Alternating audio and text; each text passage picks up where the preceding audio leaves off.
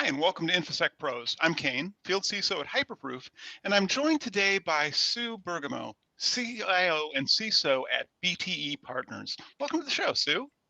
Hi, Kayne. Nice to see you again. Yeah, glad to see you as well. We definitely need to get together for coffee the next time up in Boston, especially that place we Absolutely. found with the pleasant little patio. We I did. don't remember the name of it. That was lovely. Anyway, because this is a live stream, if you've got a coffee for Sue or a question about BTE Partners or about Hyperproof, please drop it in the comments on either LinkedIn or on YouTube, and we'll take those as we go. And we're going to be talking about 10Ks today, quite a lot. And I want to say right now, nothing you hear today is investment or legal advice, although it might sound like it. And so, Sue, just going into the 10Ks is our first topic. The new SEC requirements require Section 1C of the 10Ks to have cybersecurity disclosures, and that's now in effect. And it's, to me, made for some gripping reading. I'm seeing some major themes really come out of it, as well as some unexpected surprises. And one of the largest themes I'm seeing is that governance, risk, and compliance, like your GRC, they're commonly covered in Section 1C, but I'd say risk is overrepresented, with nearly all of the 10Ks I've seen so far discussing risk management and a majority talking about risk assessments. Does that match your review of the available 10Ks so far? I'm going to start by saying that for those of us like you and I who stay up at night reading 10Ks, we gotta get a life, seriously. But this is part of our job, right? As Yep. being CISOs, we have to be up on compliance and GRCs. Yes, I feel that risk is a little overstated. I find in total, honesty, that the section really doesn't detail enough about what it is that the SEC is looking for boards, executive teams, and CISOs to really lay out. Like it's a little loosey goosey. Mm-hmm. It's open for interpretation. I think that's also because this is the first year that we're doing it. In prior years, there was no Section 1C requirement. Regulation 106A, 108A SK. Drop the link in the comments if you called 106 or if I got that wrong. But anyhow, 106. Yep. is it 106? Okay, cool. Thank you. 106B. Yep. No one in the audience needs to correct me. That's new though this year. Like nobody had to disclose this stuff, and I think the overarching theme I'm seeing is that there's a lot of consistency, but there's also some inconsistencies. For example, I'm seeing that a lot of companies are using literally any published cybersecurity framework or a regulatory framework as a way of saying that they have a commitment to cybersecurity. And I'd say NIST's cybersecurity framework, the NIST CSF, is cited by 1 in 3 companies. And now I'm including in there those companies that call it the NIST framework, which to me feels like a couple of people having a drunken conversation. Like which cybersecurity framework do you use? Oh, just the NIST framework. Well, which one of those? I just the NIST framework is good enough, right? But there's been some surprises too. Like AMD, I remember they said that they're using NIST's AI risk management framework, and 8 companies so far, including Tesla, have said they're using the older ISO 27001:2013, which means, I guess this year they're all doing an upgrade. Do you think that we're going to see this as a continued way for companies to use these frameworks as a way of communicating their cybersecurity stance with their investors?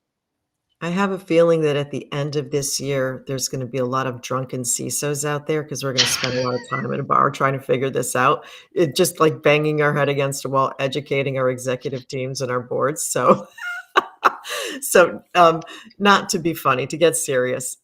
Yes, I do see a lot of these frameworks coming across these 10Ks, but what I really see is a lot of confusion. Right. So just because a company puts on their 10K or puts on their website that they apply or comply to, say, the NIST AI framework or the CSF or, pick one, ISO 27001, that means they actually need to do it. You can't just put the words on your website and say, oh, we're good. And I think that's where some of the confusion may lie, because these programs, these frameworks that lead to a program of cybersecurity take time, take resources, and in many cases take technology. So Yeah, I do see a lot of confusion out there. Yeah, I think you're also right in that it'll be a question for the future. If a company if a company discloses in their 10K Section 1C that they're using a framework, and then the SEC decides to go hard on enforcement, and we'll get to that a little bit later in the show as well. But if they decide to lean in on enforcement and they find that a company had material deficiencies, like I expect they're going to have a bad time, right? Does that kind of clock with Oh, you as well? That if a civil action happens and they're found that they're not doing the thing they said they were doing, it's going to be bad.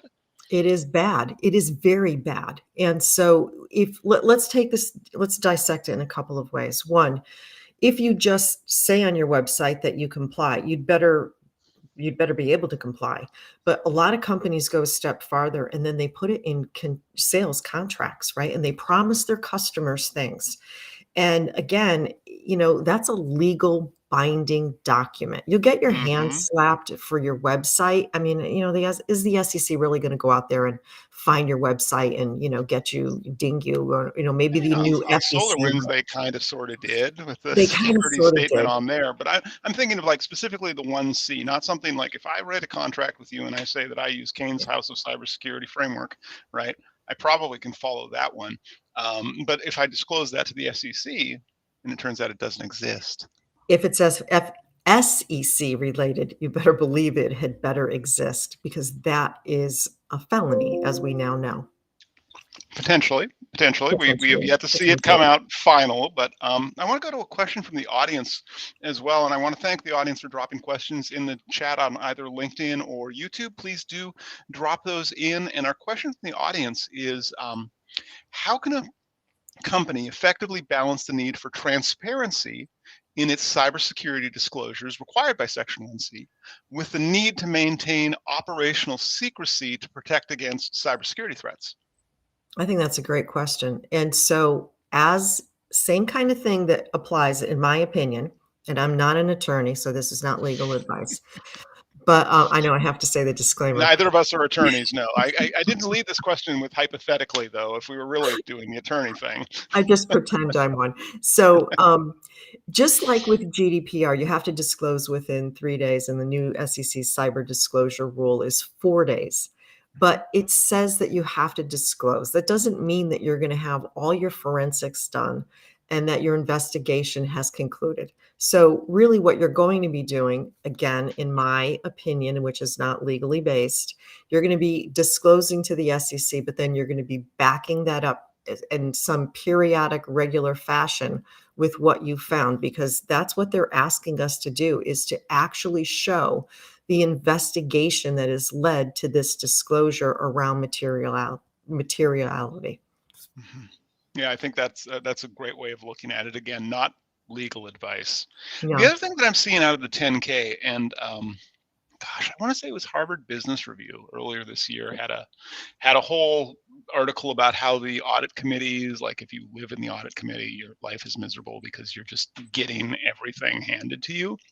And in terms of reporting, what I'm seeing in the 10Ks, the audit committee seems to be receiving the majority of the reports, which, like I said, that's got to be hard given they've got a grab bag nature these days, and they have to read everything that's sent to them just as part of due diligence. Do you think the audit committee is really overstretched at this point? I've sat on audit committees reporting to the board. Typically, it's something that is a loss of revenue, fraudulent in nature, and of course, materiality around security breaches. You have to show what has happened, and especially if it impacts brand, which is revenue generating or revenue loss, or if there's been some sort of fraudulent activity based on that incident that's occurred. So, are they stretched? Gosh, I would hope not. So, anyone listening to this podcast, if you're being breached all the time, there's something wrong, right? Like, call me. I can help you fix it. No, in all seriousness, that's my measurement when I go into a company and look at what's happening. Like, honestly, if everybody gets attacked every day, all day long, like, you never go to the board and say we've been attacked a million times a month or 10 million times a month. What you are going to go to the board and say is it's the one that got away from us that actually got in. So that should be your measure of how good your program is. Yes, you are being attacked. We all know that, but how many are actually getting in? And hopefully the number is extremely small, if at all non-existent. And if not, please call me. I can help you fix it. Yeah, and I think also the meaningful attribute there is who's allowed to declare a breach. Because you're Mm. right, incidents and events, I mean, events happen all day long, every second. Incidents probably happen similarly. That's an interesting thing, actually, on the 10K, 1C, as well as the 8K. The SEC kind of conflated incident with breach. Mm. Right? They said we have to declare material incidents. They didn't actually go with the legal word, or the, well, pseudo legal Well, word of breach. And you have to wonder, like, are you going to start seeing incident responders coached to not use the word incident? And if so, like, what do they do now? Are they event responders? so I do use incident and event in my program because it's easy. But it was funny. Years ago, I worked at a company, and the DevOps people were like, "But we do incidents when we have performance outages." And it's like, okay, let me explain how. Like we have to get our terminology down pat. So I do believe that for actually declaring, let's use the term breach right now. Hmm. A lot of times there's an internal declaration, right? The CISO goes to not the board, they go to usually general counsel Hmm. or their hiring manager, which is normally the COO, CTO, CIO, or maybe the CEO in some best case scenarios. And they say that we've had an issue, an event, an incident, a breach. They give as much information as they can, and then they start the investigation. Typically, and I would hope not, CISOs normally do not go to the SEC. That decision is made at a much higher level. We just gather the input for that decision to be made around the disclosure to the SEC I think that's very fair. And and to that kind of brings customers. us to our, And to go ahead. customers. Ah, Yep. yeah, and to customers. Mhm. Well, that kind of brings us to our second topic as well, and it's really about what it takes to be a CISO now in light of the new 10K requirements and other, like, existential risk happening in the world. You wrote a book, actually, right, about Did. what it takes to be a CISO, Yeah. and like what I've seen in the 10Ks is over 40% of the 10Ks say, they talk about the CISO certifications or their years of experience as a proxy for saying, trust us, they know what they're doing. Is that good enough? Is it good enough? When is security ever good enough, right? It changes constantly. I Hmm. don't know if it's good enough, but, I think it's hard to be a CISO right now because of this SEC disclosure rule, because of the expectations of the board or their I'm gonna actually reframe that and say their lack of understanding of the expectation. And I think that that's really where the line gets drawn, right? And it's sort of hard, fast for the board and the executive team, but unless they really have a true understanding of what is happening with this rule, I think that there's some misconceptions out there. And this is not just about incident response. This is really about material disclosure that can impact your company and your brand. So Hmm. I think that for anyone listening today, if you don't really truly have an understanding of this rule, read it. It's fascinating. Yes, it's long, and it can be boring to non-compliance people. But I think that overall, uh, gaining that understanding or talking to people with compliance experience or talking to your general counsel, hopefully they would understand how to guide you. So then, just to take a question that came in from the audience there, that I'm going to flip, summarize the question. So it sounds like just having a CISSP and decades of experience isn't enough to be a CISO these days. You know, I get crazy with this one. I have decades of experience. I don't have the CISSP. I have a master's in cyber with a concentration, a minor in international terrorism. Does that not make me qualified? I read the CISSP for fun. right? It didn't tell me anything that I didn't already know. So But does that concrete make bollards and I ASTM know. gates, they're the best, right?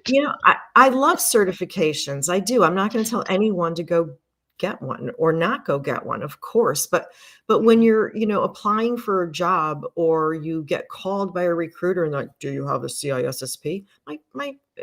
Who cares, right? But look, I get a lot of young professionals reaching out, especially they're buying my books. They wanna be a CISO, and that's the title of it, "So You Wanna Be a CISO." Um, and they say, "I'm going for all these certifications." I say, "Great, do it." But the education doesn't just make the person. You have to have the practical experience.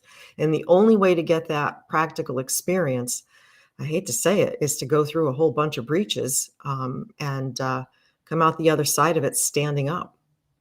Yeah, and I remember when recruiters used to consider breach experience to be a negative, and now it's considered to be almost a de facto standard requirement. What else does it take then? Because based on your book, like what else does it take to be a CISO these days? So I'm going to say this out loud, and I know that I'm not going to make a lot of friends, but it's not just about the tech. Stop it, right? The tech is the easy part. And once you implement it and optimize it, so it actually gives you real data, then you have to go after the people and the process. And the process, I hate to say this, but it's true. It's compliance, it's frameworks. And I've walked into so many companies like, we don't do process around here. We don't like compliance. Well, guess what? I know, right? Compliance equals a good cybersecurity program. That's why these NIST, ISO, SOC 2. This is why that you have to have a PCI, DSS, HIPAA. I could go on and on, FedRAMP, right? There's a reason why these frameworks are in place, and it's not just to make people like you and I crazy doing implementation of controls. Yeah, They go I think hand in that's hand. fair. Okay, I like that. And just now to rotate on that, if it's not about the tech, I want to go to a question that just came in on the chat actually, and it's about the tech. Perfectly timed. So what does good look like when it comes to cybersecurity with cloud playing a major role in digital transformation? And what do you think companies should focus on? Well, I think they have to obviously focus in on the perimeter, right? So make sure your network is sound, both if it's on prem, hybrid, or in the cloud. But after that, right, that's the easy stuff to do, believe it or not. And it's constantly monitoring it. But then it's looking internally at what your actual controls are. So we CISOs follow the triad: confidentiality, integrity, and availability, or some say accessibility, CIA. And really and truly, again, I'm not going to make any friends with this one. Look internally at your application controls, Hmm. right? Both onboarding, offboarding, changes in employment status. I'm meaning, if somebody moves into teams, one team to the other, are you changing their access levels? Are you abiding by the access of least privilege? Um, and then your engineering principles. I love engineering teams. I hang out with a lot of smart people who create great products. But when I start talking about the secure SDLC, they go, yeah, this company doesn't really follow anything. And that's really where this is my opinion, the issue really lies. You can protect the network all day long, right? And that's easy table stakes. When you look at the big exploits that are coming down, and I could use SolarWinds as an example to, parlay this into, the next part of the We'll get into conversation. them in a couple We will, minutes. we will. But if you start looking at exploits, right, the reason that CVEs are rampant in the industry is because they're application or product defects. Like Mhm. that's what they are. And it's not to say that the engineers aren't doing a good job, but there's should be a testing component and then a decision component. What's the severity of these issues that we have found? And then what do we do with them? And what we do with them is either we roll back and we fix, we let them go and fix in the next iteration, the next CI/CD pipeline release, or Thirdly, we put them back into backlog and figure out what to do with them. But the answer is never release and leave them, right? Because I know I'm a little tongue in cheek. It's Friday afternoon, but I'm not sure about that. I mean, there's some very nice people at a VPN accelerator company right now that released something in what, the mid '90s, and they haven't upgraded that component, and it's going real well for them, right? And you and I know who we're talking about here. There are exceptions to that rule, and the nice people in Russia and North Korea and China and other nation state actors appreciate that type of discipline, they right? totally take advantage of it. Yes, they do, right? But that's what I'm saying to you. So when is good enough? It's never good enough because it changes every single time you release. And you have to have a good change management program. You have to have a good patch management program. You have to have a good access management program. I could go on and on and on here. So, that's compliance, right? That's not security. That's compliance that gets you to a secure environment. And it's about standards that are consistent, right? And we in tech, believe it or not, we do a lot of consistency, and that routineness can be automated so we don't go crazy sitting behind a keyboard, but it's easy to do and maintain. And that's what compliance is about, constantly, continuously improving on our processes to achieve CIA. That was a Hmm. mouthful. Sure was. So I want to take us back to our conversation we were having about what it takes to be a CISO based on your book. And you talked about, like, you have to go through some bad days. You have to have years of experience and possibly, years of bad days or, negative consequence incidents, whatever we want to call them. And you also talked about, processes and seeking to, kind of a continuous improvement mindset there, really. Something that you didn't mention is one of my favorite topics, and it's around civil liability. And it continues to personally surprise me that how many CISOs don't have a DNO, which is directors and officers insurance. And a lot of CISOs actually aren't they aren't named directors of the company, and a lot of them don't have an agreement that says, like, look, if there's a criminal or a civil investigation, that the company is going to advance their legal fees and that the CISO can retain independent counsel if they so feel fit. Do you think this is going to be the year where CISOs who don't have those professional protections really do need to get out of the market and go find new opportunities? So I want to address something. I get this question a lot from individuals. Many of us have left our posts because, one, our companies weren't serious about security. Two, they wouldn't give us D&O and E&O insurance, directors and officers, and errors and omission. And thirdly, we were just burned out, and then this SEC disclosure around personal liability put us over the edge. So a lot of us went virtual, vCISO. And the question that comes to me often is, "Phew, I'm good now. I'm not sitting in a public company. I'm a consultant," right? But if you really read through the SEC disclosure rule, it is open to interpretation. But the CISO, even if you're not full-time employed by a company and you're part-time consultant, independent, working for somebody else, whatever your label is, you are still liable to disclose for a material breach for that company, especially if it's public or some sort of financial investment firm.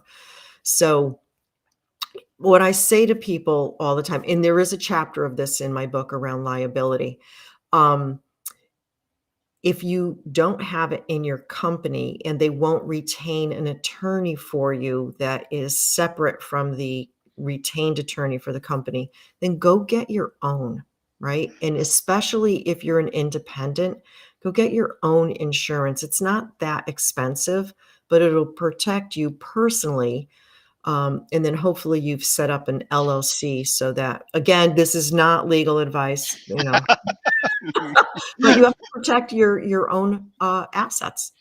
I think that's going to be the new banner that we need to have below the showrunner Not there. an This is attorney. not Well, legal advice. We are not attorneys. this is why Joe Sullivan got into hot water with the SEC, because he was an attorney and he was a CISO. Like, he was conflicted no matter what he did every time he showed up for work. Yeah, Yeah, well, that kind of brings us to our next topic, and it's not Joe I want to talk about. I want to talk Tim.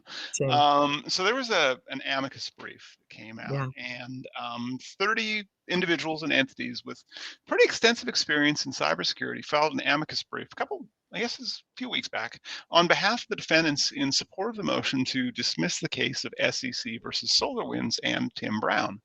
And what stuck out to me was they saw the recent SEC actions against individuals for a cybersecurity lapse as a danger of rigid regulatory interpretation. Now, Mm. I've always thought about regulations as being quite black and white. Um, like they're regulations, they're words, you can interpret them. But to me, the more interesting part is the decision to enforce those regulations. Like that's a gray area.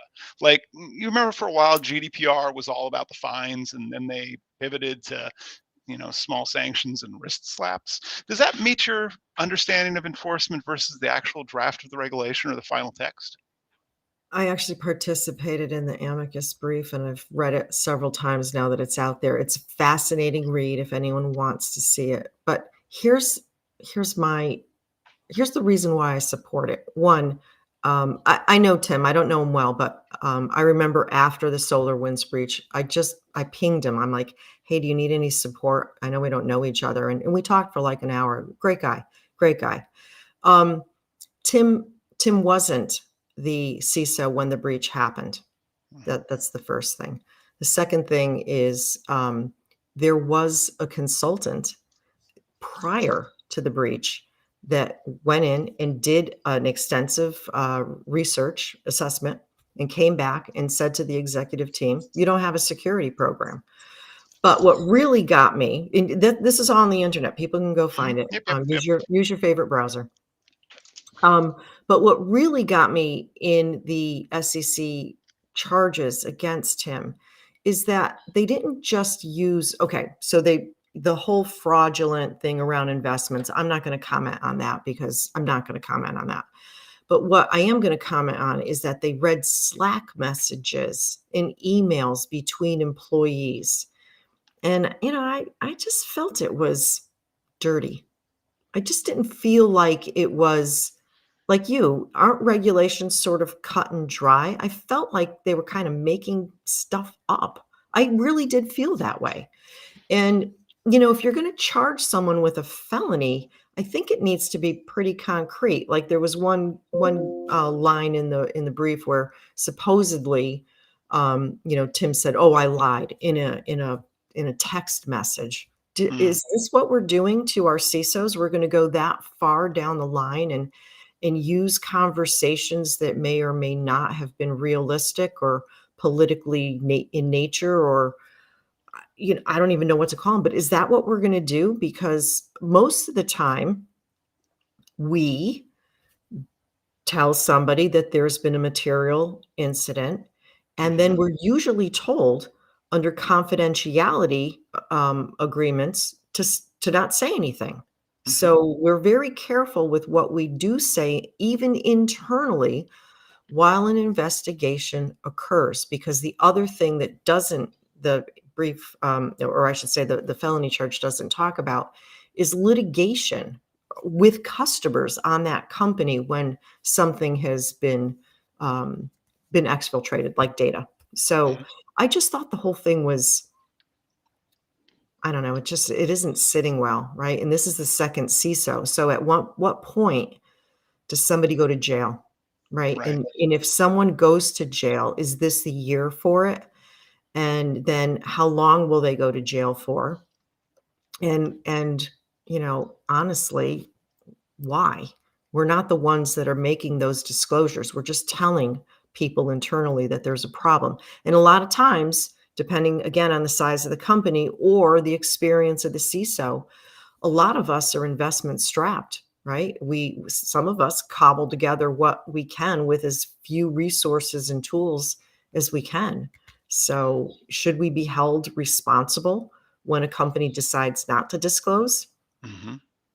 Yeah, I want to Again, this is where we need the show banner that says we are not attorneys. They're I think not Ben attorneys. Yellen over at the Cyberwire has that like regularly on his podcasts because he is an attorney and he has to say this is not legal advice. Hi Ben, if you watch the show. Where I was thinking of this is just in defense of e-discovery, right? So what you Mm, just described, searching through Slack mhm. messages, that is your classic e-discovery motion that counsel will do. And I can think of, we'll say, a hypothetical disclosure that I was hypothetically part of watching, where I had to watch an attorney ask an incident responder about the meaning of a poop emoji, which was a response to a comment about a potential incident that may or may not have happened. Wow, I'm definitely not an attorney, but hypothetically though, that may have happened. And I now know CISOs who are coaching their incident response staff to not put it in text. And this is different than like the classic dual track where normally you'll do your internal business process incident response and that can commingle opinion and sometimes not. And then the attorneys do a whole other one, which is only meant in preparation for pending potential litigation. Are you seeing that too, where CISOs are getting really anxious about what people are writing down in response to what happened to SolarWinds and Tim Brown, or what's happening right now?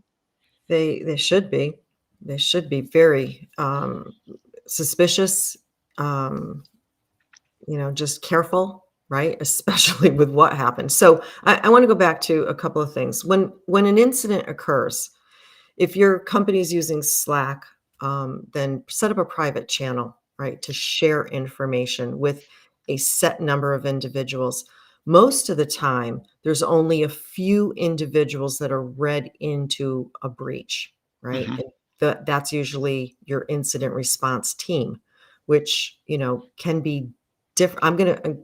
It doesn't necessarily need to be your security operations team, right? It's the individuals who can handle the situation at hand at that time, and they could be from different parts of the organization depending on what's happened and their skill set. Usually, in a good security program, there is an incident response communication plan, and that plan has everything laid out, and everyone should be trained on who does what during a breach. Because the last thing that you want is to announce it to every employee and have somebody called, world news tonight. So Hmm. everything is laid out, everything is planned, everyone knows their roles and responsibilities. And when a communication needs to occur, it's usually written from legal. Hmm. So And intentionally so. and intentionally so. And then typically there is a post-mortem lessons learned, whatever you want to call it, that Hmm. we go through and we say, here's what happened. Here's what we could have done better. Here's what worked well. Here's how we change our procedure. But during that investigation, and I have never, ever been part of one that legal hasn't been intimately involved in, you answer to lawyers and they answer to you around the investigation itself. And a lot of times they take it out of your hands, again, depending on what it is and how big it is, and Hmm. they'll bring in a forensic firm. And then we work with that forensic firm and they put together private folders that are all encrypted, that only certain people have access to, only certain people. Like I can call people up and say, hey, can you run me a file on X? They don't get to ask why, Yep. right? They don't know what I'm asking for unless I have to come back every single day and ask for a little bit more granularity. And then typically I go to legal and I say, I need to read this person in so they know what I'm digging for. And then it's a very hush hush, and they're told if you disclose, and I make legal puts it in writing, Hmm. if you disclose what has happened, you could be terminated, disciplined and up to termination. That's the language that is used And because we typically take it. subject to also litigation externally based on those Yeah. actions. Yeah. Yeah. It's Yeah, not a we good take it time. very seriously. So that's what I'm saying. Have these plans in place, get set up before something happens because it's not if you've been breached or when you've been breached. It's or wait, I said it backward. It's not if you've been breached, it's when you were breached because you have been breached. You just may not know it yet. And it might not be material. That's the And it other may thing. not be material. Yeah. Well, I think my guess here is that like this whole Tim Brown SolarWinds thing, I think it's going to go to an appeal, irrespective of whatever the first judgment is. The other party is going to appeal, and so I think this is still going to be early days. I don't think I love the amicus brief. I don't remember if the SEC has responded to it, but I can't imagine they're going to go, "Oh, sorry, I forget that haven't whole seen thing," anything that right? they've responded to it yet, so it probably takes a while. Yeah, but do you think this is going to end sooner than an appeal? Let me get out my crystal ball. I have no idea. Honestly, I here's what I really think, and I hate to say this because I think Tim, at the end of the day, is a really nice guy who doesn't deserve what he's getting. He probably should have left that company when they said, "Yeah, we know we're not interested in the consultant report, and we don't care," right? They were public. I Mhm. do think that someone is going to be made an example of. I do think that. And, I don't wanna see any of my peers go to jail, not one. And I'll tell Yeah. you a little funny story. Um, my parents read my book, right? My mother couldn't get through it. She put it down. She said she's gonna pick it back up again, but she said she got so upset reading about my job, and she said, "Why do you want this job?" And I said, "'Cause it's the greatest job in the world, mom." And she said, but, but you could be arrested." And I said, "Well, I got away with it this far, let's hope not." Oh my goodness me. Yeah, no, my mother knows better than to ask me what I do for a living because, yeah, it's well. Then again, she also used to work in an upsetting field, so maybe it's a family tradition at this point. I don't know. I want to go to a couple questions from the chat before we move to our next topic. And the first question then it kind of dovetails into the conversation we are having here. So, do you think a lot of CISOs are going to retire or find new roles this year? Oh, yes, it's already started. I belong to a lot of CISO groups. They're, the very experienced are saying, "No, no, this isn't happening. It's time for me to do something different." Mm-hmm. And I will tell you, being in that group, it's fun to do something a little different, right? And so we can go help a lot of companies instead of just one. Now, I do wanna say one thing, and I hope that on this podcast, there are some board members and some CEOs or COOs or whatever listening in. There is a misconception in the industry right now because of the SEC disclosure rule that says you have to do incident response and you have to understand your investigative framework and principles. And so many CISOs, the ones that got smart and left, and then a whole bunch of us got let go, right? And they use the economy as an excuse. Mm-hmm. And then SecOps managers were promoted to the head of security, in most cases, not CISO, head of security. And I'm not gonna make a disparaging remark against any SecOps manager because they are all talented and they are the ones slugging it out, at the end of the day. But in rare cases, SecOps managers understand what a cybersecurity program entails and how to be the head of security or a CISO. And these individuals have been put in a really tough spot and they're not having a very good time because they're used to looking at alerts, right? And managing the false negative, right? False Mm-hmm. positive. Um, they don't understand compliance. They don't understand governance and risk.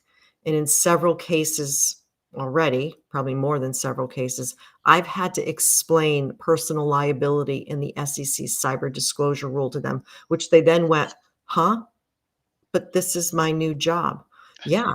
And excuse me, but and your ass is on the line. Yeah. So this is not a good situation, and I can only imagine what's gonna happen if this trend continues a year out, 2 years out, because the nation states are watching us be really stupid, and I'm just gonna lay that on the table. Yeah, no, I think that well, that's a perpetual state of affairs, right? Yeah. I want to take another question for the audience too, and please do keep putting these questions in the chat. We love it when we get audience interaction on the show. And the question is, what companies should do In the case where they see breaches occurring with the bigger cloud service providers who've, they've got the usual fiats, the ISO 27002, the SOC 2, other attestations, what kind of additional steps should a CISO or another relevant party do to place more reliability on those attestation reports? Um, that's a loaded question, in so many fronts. So, um, I don't wanna get myself in trouble with auditors, but, Well, um, hypothetically speaking, hypothetically, hypothetically, there we go. and this isn't any legal advice, And that's for um, lawyers. just because you have a certification report, maybe not a certification, but the reason you're calling in an auditor is to help keep you honest, right? And to scrutinize your program and to poke holes at it and to find gaps. And so, you can't let up on the gas once the audit report comes in and they say, yeah, you did it okay, or no, you didn't do okay. Like you have to fix it. And it's one of the reasons why I love ISO 27001, whatever flavor you want of it, is because I just find the auditors real sticklers because it's a very serious program. It's 3 years. Every 6 to 9 months, you've got an auditor there. They're usually with you in between, and they don't Mhm. let you get away with saying, "Oh, I didn't do it. I didn't feel like it. Nobody wanted to come to the table." Like, there's no whining. You get it done, because the worst thing that could happen to a company is you lose your ISO cert. Like, that's a black eye that you don't want. Where the SOC 2 and the SOC 2 is a great report, please don't get me wrong, but a type 1, SOC 2 type 1 is point in time. You could Yep. do it today. Doesn't Yep. mean it's not a pass or fail. It's what does it look like today, right? And then you don't ever have to call the auditor back if you don't want to, but you Mhm. should, right? So you know, there's different levels of competency and there's different levels of attestation. And I do think that you should be holding your primary vendor's feet to the fire to say, do you have one of these frameworks that you can comply with and attest to with evidence that you're doing the things that you say that you do? Because I always use, sort of my rule of thumb. I can tell you in 15 minutes by going to a website what kind of program a company has, and I think I'm batting like 99.9% accuracy rates. It's that simple. It's not hard to do. Yeah. And it's also important for them not to conflate frameworks with attestations with certifications. Like No. I've started to see a little bit of this in the 10K trend as well, around companies saying that they have NIST cybersecurity framework certification. I'm like, cool. Can you show me that on paper? Because I'd love to see one because it doesn't exist. Like, did your Yeah. kids do it up with crayon? Yeah. Whereas like, the ISO one, that is legit. Like that is a hard one to go That's get. a hard one to do. Yeah, and you have to maintain it. I want to turn to our third topic now, and it's about our the Hyperproof survey actually. And yes, it was yesterday. It feels like a while ago, but it was just yesterday. We released our fifth annual 2024 IT Risk and Compliance Survey, and I covered the high points on the webinar yesterday. If you haven't seen it yet, it's on Bright Talk. Go check it out. But I wanted to get your opinion on a couple of the findings that we had in it. And one of the top findings was that nearly 1 out of 2 companies, so 49% of companies, struggled with identifying critical risks so that Mhm. they could prioritize their remediation efforts. Is that a surprise to you based on the CISOs you know and talk to? No, on my own experience. I once worked for a CIO who kept saying to me, "I don't understand why you keep talking about risk at the board. I don't understand why you keep bringing risk to the ELT. Can we stop this? What's the point?" And it was like, "Oh, you gotta be kidding me. You're a public company. Stop it."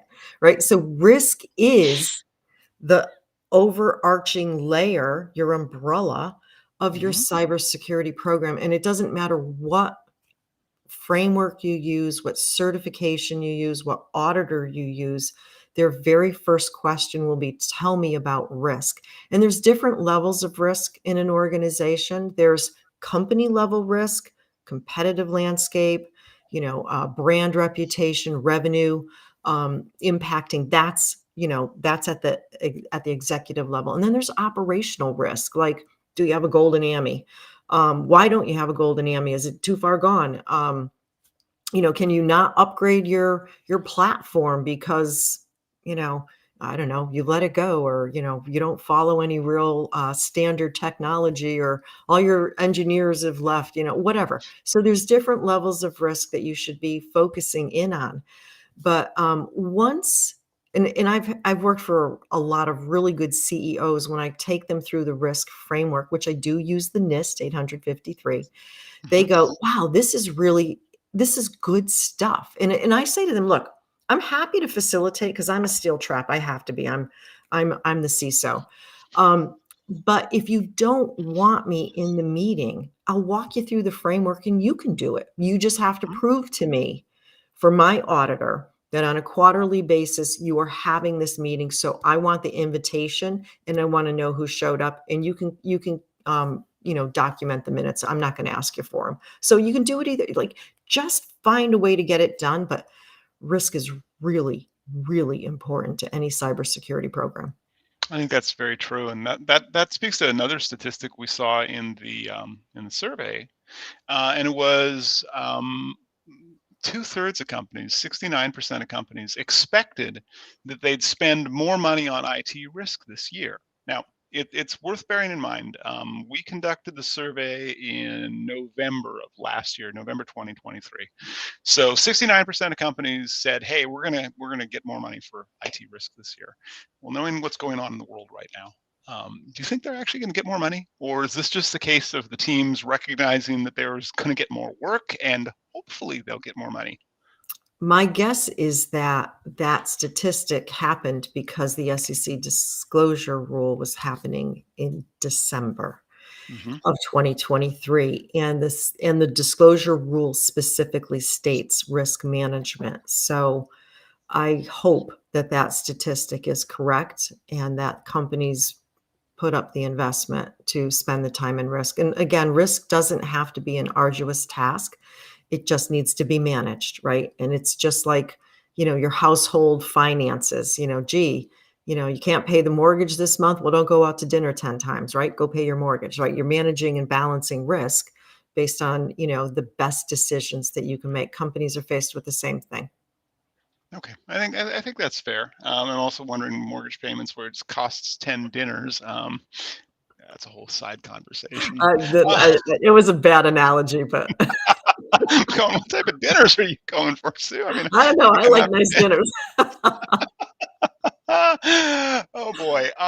One other theme that came out of the survey was that companies that have a consolidated view of their GRC processes, their governance, risk, and compliance, and that included tying their controls to their risks, irrespective of framework, irrespective of control framework, risk framework, doesn't matter. They just tended to have less data breaches. Right? They had less data breaches, and isn't that just common sense? Like that, if the executive teams got a unified view of how they're managing their risks, that there's going to be better outcomes. There should be, right? So actually, the last chapter of my book is called End Thoughts. And I basically say, if you don't know what to do, if you're new at this and you don't know what to do, just pick a framework, any one. Who cares? Just pick one Hmm. and implement it, because it's consistency, right? And when you can get that standardization and consistency in your cybersecurity program, you will have a better outcome. I guarantee it. And you'll see, I call it the hair on fire, which I talked about earlier. If you're being breached constantly, your hair is on fire. It's not a good place to be. And once you start implementing these controls in a consistent fashion that's repeatable and improved on a continuous basis, you're going to start seeing the breaches go down. Does it mean it's 100%? No. Good today is not good tomorrow, because there's some new exploit out there or some Hmm. new APT group, right? Like, good is only good for today. That's very true. Well, I Mhm. want to also, before the show, you and I were talking about another survey. I can't remember who'd made it, but you said that you'd read a survey that said less than half of CISOs were considering application security, or AppSec. Isn't that Yeah. just the same as giving up? Like if you've got public facing applications or even like internal applications that have got poor network segmentation, like isn't ignoring AppSec at your own peril at this point? I believe so, but, this is what I do for a living. Um, I'm gonna answer that in a couple ways. I spoke to a company recently that had a team of 10 on their security team, and they had 350 security applications, and I was like, "Why? Why? Like, how could you possibly not have alert fatigue with all the if you're monitoring 300?" So, think about the investment, the budget, the alert fatigue, like that they needed an app rationalization. Forget about security for a second, like, figure out what you need and what you don't need. Okay, and Mm-hmm. I'm not gonna talk about, size of company or anything like that, but, overall, and again, I don't wanna get in Dutch with CTOs out there because, I'm friend, not foe. But, a lot and I had this conversation with someone earlier today. Yes, product platforms make money for companies, but that doesn't mean that they can't be secure, right? That's what your customer expects when they ask you for your ISO cert or your SOC 2 report. Are you doing the right things to protect their data? And now we have AI, right? So we've got all these other issues that we need to solve. So the fact that, you know, application teams aren't always securely writing code continues to be a big concern. And it's an area that I advise a lot of executives on and tell Yeah, them how to change it. Yeah, I think you've really touched on a really valid point there where companies, their customers expect this of us. They don't necessarily, they don't want to pay extra for security. They just expect that that is built in. And if application security or having a consolidated view of your risks gets you there, yeah, that's table stakes, these points. It's no longer considered an extra, right? Right. CVEs, there's a reason that they're there because they're defects. Fantastic. Yep. Yep. They are product defects. I think that's a great way of looking at it, actually. Mhm. Yeah, cool. Well, I want to thank you for being on the show today, Sue. And if you're watching this or listening to this, and if you know somebody we should have on the show, or alternatively, if you're that person who should be on the show, write a note in the comments or just DM me directly on LinkedIn. And with that, Sue, I really want to thank you again for joining us and thank our audience for tuning in on today's live stream. Thanks, everyone. Thank you, Kane.